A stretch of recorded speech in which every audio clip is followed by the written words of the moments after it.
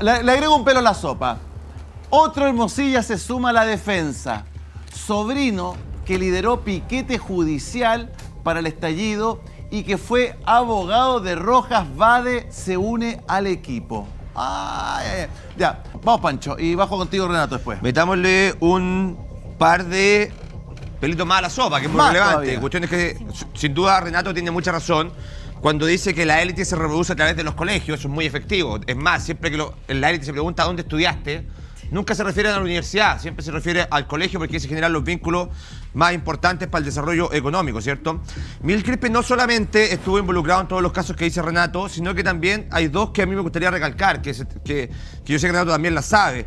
Primero fue asesor del Ministerio de Educación, 2014-2016, donde planificó la reforma educacional trabajando con Nicolás Izaguirre, renunciando en 2016 al proyecto de la nueva mayoría, porque ellos iban a construir un proyecto político distinto, ¿cierto? Enfrentándose a los poderosos, a los que siempre habían criticado. Bueno, Miguel Crispi es uno de los grandes responsables de que hoy día tengamos la reforma educacional de Michelle Bachelet, para que nunca se nos olvide quién es Miguel Crispi. Lo segundo, cuando está en la subdere, es Miguel Crispi quien autoriza a Procultura en Antofagasta en el proyecto de pintado de fachada, con un documento autorizado con su propia firma. Doy fe de que la fundación puede cumplir con aquella materia. Bueno, esa es la platita que queda guardada, que dice Garín. Para seguir ahondando, cuando hablamos de vinculaciones políticas, bueno, Miguel Crispi, ¿quién es? El sobrino de Verónica Serrano. Verónica Serrano, Renato, jefa de asentamientos precarios, también en el Ministerio de Vivienda y Urbanismo, quien es la que apura todo el caso de convenio. Ella es la responsable de apurar todos los convenios por la subejecución presupuestaria. ¿Verónica Serrano apura para que salgan las platas? Porque estaban con subejecución, efectivamente. Tal como dice Renato. O sea, tenían mucha plata, no sabían cómo hacerlo, llegaron a fin de año, no había cómo gastarlo. Vamos pasándosela a quién? A las fundaciones. ¿Por qué? Porque nos saltamos la Contraloría en la toma de razón, para que el trámite jurídico sea mucho más rápido. Entonces, en eso estoy muy de acuerdo con Renato. Y es bueno develar quiénes son estos muchachos. Ese proceso que Renato lo narra desde la Universidad Católica, a nosotros nos tocó verlo en la Chile, con el nacimiento de la izquierda autónoma, con Gabriel Boric, con Fernando Haya, con Carlos Ruiz en su momento, que también se iba a dar bastante vuelta a la universidad. Donde yo discrepo con Renato, una discrepancia bastante leve, es que Luis Hermosilla no es el que diseña la estrategia jurídica de defensa del mismo. Luis Hermosilla y Juan Pablo son socios, van a la par y son compadritos. Entre los dos diseñan la estrategia y los dos tienen muy claro que una patita es la judicial y una patita es la política. Por eso Juan Pablo es el encargado de la Fundación para la Confianza, con la cual revientan a cuánto personaje público pueden reventar. ¿Por qué? Porque eso es lo que les dicen que hay que hacer en virtud del lobby. Yo con el lobby lo que hago es levantar gente o bajar gente. Si yo tengo una fundación aparte que me está reventando personas públicamente cuando tengo casos políticamente expuestos, son bastante inteligentes. Entonces no es que uno sea el jefe del otro. ¿A quién le responde Juan Pablo Hermosilla y a quién le responde Luis Hermosilla? Lo hemos conversado muchas veces en este panel. Luis Hermosilla, ya 15 años militante del Partido Comunista, súper bien. Pero efectivamente fue compañero de universidad de Andrés Chadwick, fue su abogado defensor. Te la cedo, ¿cierto? La cedió siempre. Pero Juan Pablo Hermosilla no viene del mundo de la derecha. Juan Pablo Hermosilla viene del bacheletismo duro. Es un regalón del bacheletismo. Es el asesor jurídico preferido de Michelle Bachelet. El 2004, cuando era ministra de Defensa, tuvo que ver todas las querellas por el choque de un tanque con un bus de pasajeros. Ese fue Juan Pablo Hermosilla defendiendo a Michelle Bachelet. Fue asesor de Michelle Bachelet durante todas las querellas que se metieron el 2010 por el caso Tsunami, que terminó con ninguno tras la reja. Cientos de fallecidos, ninguno tras la reja. Esa es Michelle Bachelet. Fue el jefe del comité de expertos que se encargó de analizar la ley antiterrorista. Juan Pablo Hermosilla y el comité de expertos querían derogar la ley antiterrorista. Derogarla. Y cambian de opinión solamente porque ese año hay muchos atentados terroristas y porque ese año se producen los casos bomba. Por eso cambian su visión respecto a la ley antiterrorista. Fue el que se querelló a nombre de Michelle Bachelet por la denuncia de la revista ¿Qué pasa? ¿Cierto? Contra 4 periodistas. Caso Cabal, me enteré por la prensa. Ahí los chilenos se acuerdan. Y fue el mismo que tuvo que retirar la querella cuando Michelle Bachelet se dio cuenta de que la había jodido. Y tuvo que pagar las costas, 2.7 millones de pesos por una querella contra periodistas que estaban haciendo su pega. La prensa estaba incomodada al poder, dicen algunos, como Gabriel Boric. Bueno, Gabriel probablemente lo hubiese agarrado a chuchá y lo hubiese empujado y lo hubiese increpado, porque el presidente no se controla mucho. Fue asesor de Michelle Bachelet en el famoso caso SQM. Recuerden cuando nace el caso Penta, la derecha, mal, ¿cierto?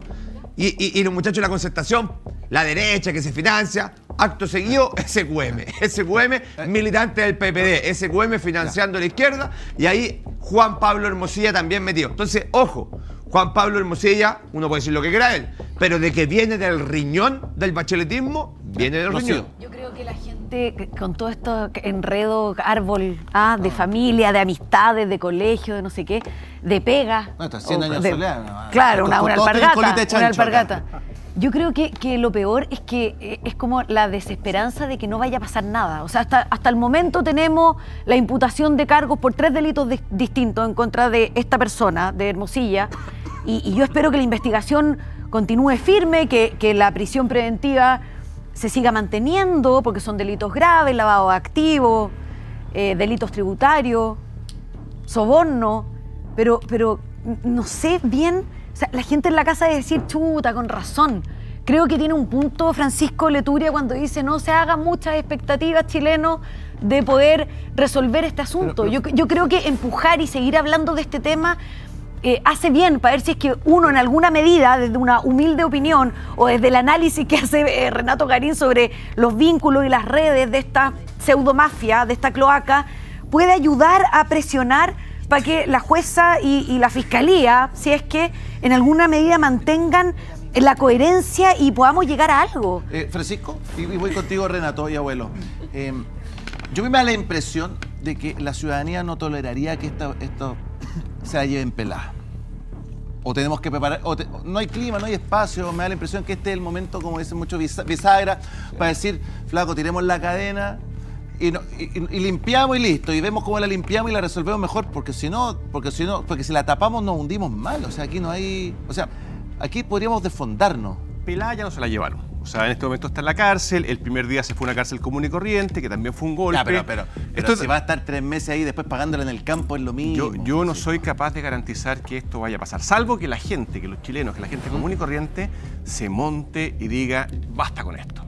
Y que salga un candidato, salgan nuevos políticos que digan, nosotros vamos a hacer las cosas completamente distintas. Pero la resuelve. Pero en serio. Déjame decirte una cosa, porque pensemos en el rol que tenía Hermosilla en el gobierno anterior. Hasta el momento de Andrés Chadwick no se ha mostrado nada que sea delito claramente. Yo creo que una persona infinitamente rica, no tiene necesidad de hacer estas cosas, pero yo me pregunto ¿qué puede tener en la cabeza un ministro del Interior para meter en el corazón de la moneda a una persona como Luis Hermosilla, que todo el mundo sabía cómo era? Yo sabía cómo era, que no era cercano a él, pero que todos los que somos abogados sabían cómo era y cómo trabajaba, y el lobby, etc. Entonces, mi punto es, si la misma gente, con esta capacidad de casting, con esta capacidad de decir, mira, estos son los muchachos con los que vamos a trabajar, va a volver a gobernar o va a seguir gobernando, porque básicamente son los mismos, ¿sí? Están a un lado u otro de la cancha, pero piensan igual, son bastante parecidos, les gusta la plata de la misma manera, les gustan los cargos, la pompa de la misma manera. A mí lo que me preocupa es que eso no haya cambiado, es la preocupación de decir, mira, yo no quiero ver nunca más en el poder a alguien que no se dé cuenta que metió a un tipo de este perfil. Ya, pero tú dices hay una responsabilidad. Por ejemplo, la derecha, Evelyn Matei es capaz de decir, yo creo que Kast la hace. Pero te digo, me da la impresión con los casos de corrupción que han existido entre partidos, les ponen los corta. Todo el mundo habla. De hecho, han sacado gente de corrupción han sacado a gente del partido por menos. Sí, pues por eso te es digo. Hablan mucho, hacen poco, todas estas cosas pasan porque el sistema está lleno de grietas y no quieren corregirlas, porque hay mucha gente que gana plata con estas cosas. Costaría una semana mandar leyes que corrigieran un montón de cosas. Renato decía recién los nombramientos judiciales, o el sistema de la academia. Hay cosas que se podrían hacer en una semana, pero no las quieren hacer, porque hoy día me toca a mí, mañana te toca a ti. Esto es una especie de juego de sillas musicales. Mira, yo no sé, todo el mundo habla de que Chile está listo para un populista. Todo el mundo teme y anuncia un populista que no ha llegado y que yo creo que efectivamente está puesta la alfombra roja para que llegue y alguien que diga, mira, todos los que validaron esto, todos los que estuvieron en la moneda y son amigos, todos los que creyeron que era bueno, esa gente no sirve porque tiene una brújula mala y una brújula que a los chilenos no nos gusta. Sí, y eso es lo que tiene que pasar. Están atrapados, están cooptados en esa movida. Cristi, me voy contigo, Renato, abuelo y paz. Cortito, creo que lo que comienza a preocuparnos es esa sensación de impunidad. Porque la gente, cuando uno le habla de política, no quiere hablar de política porque piensa que todos son iguales. La gente, cuando uno le habla de justicia, dice, no, que en Chile no hay justicia por esto y tal. ¿Qué sucede? Que esa sensación de impunidad provoca que la gente comienza a decidir alejarse de la política. Y en lo que respecta, por ejemplo, a elecciones, ¿Qué pasa? Que la gente dice, no, yo no voy a votar por nadie, yo voy a votar nulo, voy a rayar el voto, y resulta que se comienza a desentender de la política, lo cual yo creo que es grave. ¿Por qué? Porque ven a personajes, como por ejemplo la misma diputada Catalina Pérez, quien decía que la corrupción es un cáncer para la democracia, y ya conocemos los casos. Vemos al diputado, Dormía con el cáncer. Vemos a Giorgio Jackson, que decía que no, que si le gusta la política, dedíquense, si le gusta la plata, dedíquense a otra cosa, pero que no sea la política. Entonces, cuando tú ves después del dicho al hecho, y resulta que vemos los casos que han habido, te das cuenta que la gente se comienza a desentender y a decepcionar. Y lo otro, aprovechando que le están haciendo hartas preguntas a Garín, yo escuché también la entrevista a Nicolás Sepúlveda en lo que respecta al editor de CIPER. Él hablaba sobre la Fundación Urbanismo Social y sobre que Hermosilla era el abogado de la Fundación Urbanismo Social. Si tiene quizás información al respecto. Le gusta ganarse la plata de la misma manera, la misma pompa, juntarse para hacer una portada de una revista que llega privatizada. Y todos los caminos llegan a Hermosilla, ese es el punto. Sin competir, sin hacer trampa. Interesantes, sin trampa. El Estado es infinito. No, el Estado es un botín. La plata, exacto. No, el Estado. Papito Fisco siempre tiene. A ver, Renato. Mira, Gonzalo Vinter ha comunicado a su entorno que él está disponible para ser candidato presidencial en la primaria del Frente Amplio. Córtala. Renato. Es serio. La gente que está en el Congreso lo puede confirmar. Está trabajando en eso, ¿no? Y en esa calidad me parece que se tiene que hacer cargo de algo. A ver. En el libro El Lobby Feroz de 2016, yo analizo las principales oficinas de lobby del país. Acerta, de Cristina Vitar, Extende de las Hermanas Velasco, Imaginación de los Correa y Tironi Asociado de Tironi Escanio Cavallo, que se la suele enseñar pela, ¿verdad? Pero hay una quinta, una sexta, una séptima empresa más chiquitita, con menos pretensiones que Tironi, digamos, ¿verdad? Que debe ser el hombre más ambicioso de Chile, Tironi, ¿verdad? Que es la empresa Grupo Echeverry, que nace a principios de los 2000, fundada por la ex superintendenta ISAPRE, María Elena Echeverry, y que se dedicó básicamente a la comunicación estratégica, al lobby y a los asuntos públicos, hasta que cambia de nombre y se llama ECA Consultores, porque María Elena Echeverry se asocia con Nicole Keller, y juntan las redes de los Keller, ¿verdad?, muy presente en el grupo Mate, con los Echeverry. Y hoy día la empresa se llama ECA Consultores, que debe ser la quinta o sexta empresa de comunicación del país. Y Gonzalo Vinter es heredero de esa empresa. Su hermano Jaime ha sido consultor de esa empresa. Están vinculados con esa empresa que lleva cuentas de AFP, de ISAPRE, ¿verdad?, de universidades privadas, etcétera, etcétera, etcétera. Pero ahí está todo bien, digamos. Está todo bien, por supuesto. Son emprendedores, ¿Y de mapas? la tienen dibujada. Bueno, el punto es el siguiente, que es que como no tenemos leyes que estén bien pensadas para este asunto, Gonzalo Vinter bien podría ser electo candidato presidencial y jamás transparentar su vínculo con esta empresa. Y ser heredero de una empresa de comunicación estratégica con una mano y ser el crítico del sistema neoliberal con la otra. Eso en las regulaciones bien pensadas en Estados Unidos, en Francia, en la Unión Europea en general. Tú no puedes ir por delante, digamos, y juntar todos los negocios en el domingo familiar. Porque está bien que Gonzalo está viviendo en la Villa Freya ahora, ¿cierto?, etcétera, pero los domingos se juntan todos los negocios. Eso para aclarar esa parte, ¿no? Respecto de los abogados, esto está a tiro de decreto y a tiro de ley fácil. Mira, fácil. Una ley de informe en derecho. Se acabó el negocio. Una ley de informe en derecho, con límites, con estándares. Esto tiene que medir un informe en derecho, así son las citas, estos son los precios mínimos y máximos. ¿Cómo esto que un informe en derecho vale $100.000, 5 hojas? Se lo encargan a un profesor en Alemania y lo paga. Pero si acá en Chile se pagan informes en derecho, mira, para que sigamos transparentando asuntos. ¿Quiénes son los principales informantes en derecho del país? El número uno, ¿quién es? Jean-Pierre Matus. Carlos Peña González, rector de la Universidad de Diego Portales, columnista del Mercurio, es el principal informante del derecho del país, cobra carísimo. Enrique Barros Bourí, principal discípulo de Antonio Bascuñán Valdés en los 60 y 70. Perdone mi ignorancia, Renato, ¿qué es un informe en derecho? Es una gran pregunta. Porque, digo, para cobrar ese maletín de plata tiene que ser debe ser como una cosa tipo Elon Musk, ¿no? Pero No es sé. como la que tú decías, que le encargan a este abogado alemán. Le encargan una por el flaco que está en caso Alemania y lo paga Charlie. Factop, no sé. Ya, pero eso son informes ¿Pero qué es un en informe derecho. penal? ¿Para ¿Qué? qué sirve? Un informe en derecho. Prácticamente. Es un informe respecto a un caso concreto. Bueno, los abogados explíquenlo. Bueno, esto creo que tiene que ver con el rol que se le ha asignado al abogado en esta sociedad, que es completamente patológico, ¿cierto? Porque este instrumento del informe en derecho no lo tiene un periodista, no lo tiene un profesor, no lo tiene un arquitecto, no lo tiene un ingeniero, no lo tiene un sociólogo. ¿Qué es un informe en derecho? No tengo idea. Un informe en derecho es una opinión jurídica fundamentada en literatura, en doctrina y en jurisprudencia, que puede tener de 1 a 1000 páginas, que puede valer de 1 peso a 500 millones de pesos, pero lo que se paga en el fondo, todos sabemos lo que estamos en este mundillo legal, es la firma de quien emite esa opinión. Y en Chile es carísimo esto, porque hay abogados que se han dedicado a esto, mezclando su rol de polemista en lo público con ser informante en derecho, como Carlos Peña González. Entonces se como paga Enrique prestigio, es Barro como un tipo que va a un restaurante y pone la estrella Michelin y listo. Gonzalo, y espérate un poco, yo en este libro cuento cómo, Bonita, pero qué linda. en este libro yo cuento cómo, y quienes son docentes lo saben, ¿saben lo que hacen después estos abogados que hacen su informe en derechos pagados por fiscalía y pagados por empresas? Polaca, rusa, argentina. Publican el informe como literatura jurídica. O sea, hay libros de los informes en derecho de estos muchachos y los llevan, eso que le gusta a Joañán, ¿cierto? Indexado entre pares, pero lo pagó la fiscalía, lo pagó una empresa, lo pagó Soprole, lo pagó Nestlé. Y así. Renato, ¿dónde va a terminar esto? Yo voy a terminar en mi casa, claramente. Con esto que estoy diciendo aquí, no sé. No, pero lo otro, todo esto. Mis gatos tienen que comer, digo. Pero escucha, pero ¿dónde va? ¿Cómo va a terminar esto? Mira, ¿Esto lo van a tapar? déjame seguir con lo que estoy. A ver. Esto es muy fácil para el presidente de la República tomar acciones claras. Ley de informe en derecho. En todo el derecho chileno se regula los informes en derecho, desde lo constitucional a lo penal, lo civil, lo laboral, y se acabó este hueveo de los informes en derecho. Segundo, inhabilidad perpetua a los parlamentarios que tengan bufete. Se acabó esto de ser parlamentario por un lado y ser dueño de un bufete del otro, como hizo Alamán y Chausson durante años. No, si los parlamentarios son los principales lobistas. Tercero, los abogados son lobistas. No son gestores de interés como dice la ley de lobby, arreglada por el Colegio de Abogados cuando el presidente Enrique Barro. Cuarto, se acaban los abogados integrantes. ¿Cómo esto que usted un día está litigando y el otro día está abogado integrante juzgando? Es absurdo. Mira, en Chile, para cerrar esta intervención, hay literatura hace muchos años, 80 años en este libro que voy a citar, que se llama La Fronda Aristocrática, ¿ya? De Alberto Edwards, que él explica cómo durante la colonia, durante la República de los Pipiolos y entrado el siglo XX, eran básicamente 300, 400 familias que se habían repartido el poder. Hoy día en Chile eso ha crecido un poco, pero es básicamente lo mismo. Por ende, lo que estamos haciendo en el fondo es criticar la constitución sociológica de Chile.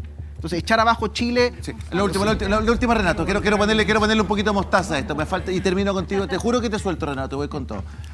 Hay un episodio en que tú comentas que en el video que tuviste un cruce con Paulsen y él en un evento y él te interpeló. El asunto así, yo interpelé a Paulsen ya hace bastante rato por el tema de Hermosilla, y Paulsen durante uno de sus emprendimientos se asoció con Darío Quiroga y con este chiquillo Mayor, ¿se llama?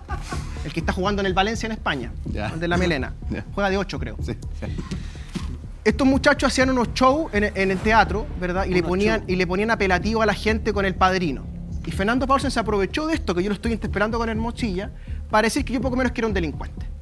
Yo sé que hay humor, que hay un límite, pero yo lo vuelvo a interpelar. Fernando, siéntate con un periodista serio, que no sea amigo tuyo, que no sea Mónica Rincón, que no sea Carlos Urrejola, ¿cierto? Que sea alguien serio, que te haga las preguntas respecto de qué hacía Fernando Paulsen para los Hermosilla. Si es tan simple de contestarlo, Gonzalo.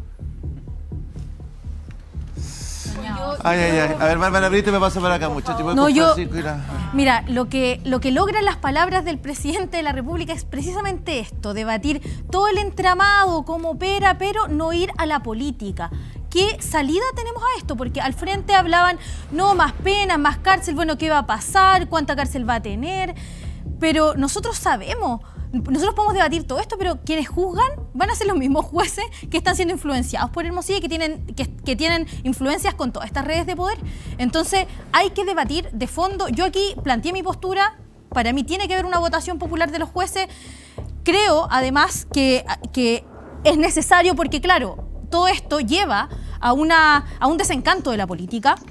Y a mí me parece que nosotros, quienes trabajamos, quienes estamos, somos profesores, quienes nos echamos al hombro y no andamos haciendo truquillos para poder ser millonarios y para poder tener platita, bueno, todos nosotros tenemos que saber que si nosotros no nos organizamos, entonces ellos van a seguir organizados y van a seguir gobernando y van a seguir llevando Chile como lo están llevando. Y con ellos me refiero desde los empresarios, pasando por toda la política tradicional, desde la concertación, la derecha, Piñera, Chadwick y ahora también, como lo hemos visto, el Frente Amplio y diría yo también el Partido Comunista porque más allá de que no ha sido nombrado ninguno, es parte de un gobierno que está encima y que se ha apropiado de la forma de hacer política tradicional. Entonces creo que aquí la única posibilidad es que desde las y los trabajadores podamos organizarnos Por eso nosotros nos estamos legalizando también como Partido de Trabajadores Revolucionarios, porque creemos que es necesario levantar una herramienta de los trabajadores con total independencia de los empresarios y de todos sus partidos. Rocío Cantuaria. Yo no estoy de acuerdo con Renato en términos de crear una ley. O sea, puede ser una solución, pero seguimos creando leyes y aquí el problema no es la falta de regulación. Es que la gente que se debe someter al Estado de Derecho no lo hace, partiendo por el presidente Boric, que no debería meterse a comentar sentencias, como lo hizo en el caso de las personas que indultó, en que la Corte Suprema le pega el raspacacho y le dice usted no se meta donde no debe. O sea, ahí tenemos no una ley, tenemos una norma constitucional que le dice usted no se meta en las atribuciones del Poder Judicial y lo hace igual. Entonces, esto de los informes en derecho lo van a disfrazar probablemente con otro nombre, pero lo van a seguir haciendo. Entonces, yo creo que lo que se requiere es que existan gente o personas, basta 1 o 2 personas valientes, con coraje, que entiendan la profundidad del daño a las instituciones. Y yo sí creo que en el Poder Judicial hay un montón de jueces valiosos, un montón. No sé si estarán en la Corte Suprema o no, pero que juzgan todos los días con imparcialidad, haciendo su pega, y entonces no metería en el mismo saco, y creo, insisto, que pasa por las personas.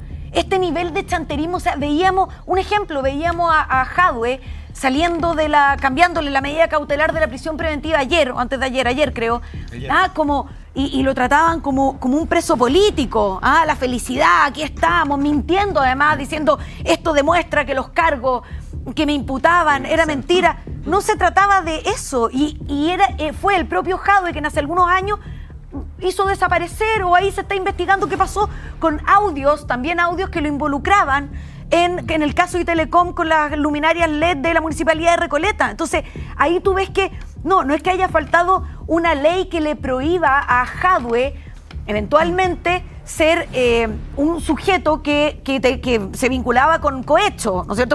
Porque al parecer, en lo que se estaba investigando, le pagaba esta empresa para ganarse una licitación en Recoleta. Y hay una ley clarita, incluso delito, o sea, tipificación penal. Pero tenemos chanta como él, como Hermosilla, como Juan Pablo Hermosilla y muchos de los que Renato nombró, que simplemente no respetan el Estado de Derecho. Entonces, basta el nivel de hipocresía y de chantas y de mentira. O sea, basta necesitamos coraje y personas que quieran entender cuál es la profundidad del daño institucional y que logren sacar esta cloaca o al menos encauzarla. Yo estoy de acuerdo con lo que plantea Rocío. Yo creo que efectivamente, como en muchísimas materias, la regulación que existe a mí me parece que es casi suficiente. Puede ser que haya cuestiones que se requieren mucho más, pero me parece que en general eso está más o menos bien. El problema es quiénes actúan, ¿no es cierto? Ahora, yo voy a discrepar me parece que de la opinión en general que hay respecto de que si Boric hizo mal o hizo bien opinando. Yo tengo la impresión de que Boric, antes Piñera y antes otros presidentes han opinado anticipadamente respecto de gente que ha sido detenida y procesada, imputada y luego formalizada, etcétera, antes de que sean condenados como responsables de cometer delitos, cuando todavía el estatus es inocentes. Han opinado y no ha pasado nada terrible. O sea, yo creo que la gracia, yo encuentro que Gabriel Boric es un inepto total y que tiene un gobierno desastroso, que es muchísimo peor que el gobierno anterior, por ejemplo. Entonces, tengo una opinión clara y taxativa al respecto. Pero quiero decir que me parece que lo que hace Boric es ponerse delante, salir, y le está yendo bien en las encuestas, con esto le va a ir mucho mejor, porque él engarza con el sentido común, con lo que ustedes han estado diciendo. O sea, los poderosos tienen que pagar. No, aquí tenemos que tener justicia, igualdad frente a la ley para todos. Él sale a decir eso. O sea, un tipo que ha, francamente, incumplido el mandato constitucional. O sea, tenemos muertos en cantidades industriales, tenemos montones de crímenes. Y yo creo que el problema está entonces, ¿qué pasa con los instrumentos? Y le pregunto a la derecha, la acusación constitucional existe. Es un instrumento establecido que está ahí para ser utilizado. Si consideran que Boric está cometiendo una falta grave, se puede utilizar. Con respecto a los ministros, o sea, aquí está el descalabro, la vida de la gente. Todos los días estamos en peligro y muere muchísima gente asesinada y no hay ninguna renuncia. Ahí está la ministra, el subsecretario, el otro subsecretario, el delegado presidencial, etcétera, etcétera. Nadie se hace cargo de la responsabilidad, renuncia, o los que tienen el instrumento, o los que están en condiciones de ejercer acusaciones constitucionales, no la hacen. Muchachos, a la vuelta, tengo que ir al Marketplace. Euge, ¿qué tenemos a la vuelta? ¿Con qué nos vamos a meter? Ah, pero ¿esta antigua o nueva? Ah, ayer sobre el estallido social. A ver, escuchémoslo. El número de personas que participaron de actos violentos y delictuales durante el estallido es un número muy menor comparado con la cantidad, el número de gente que participó de situaciones de las movilizaciones sociales del 2019 que fueron producto del estallido, ¿ya? O dicho de otra manera, el número de gente que participó de actos delictuales es marginal en comparación con el número de gente que participó de manera pacífica. Ahí estaba Gonzalo Vinter. Este agua al tanque no le entra bien, ¿no?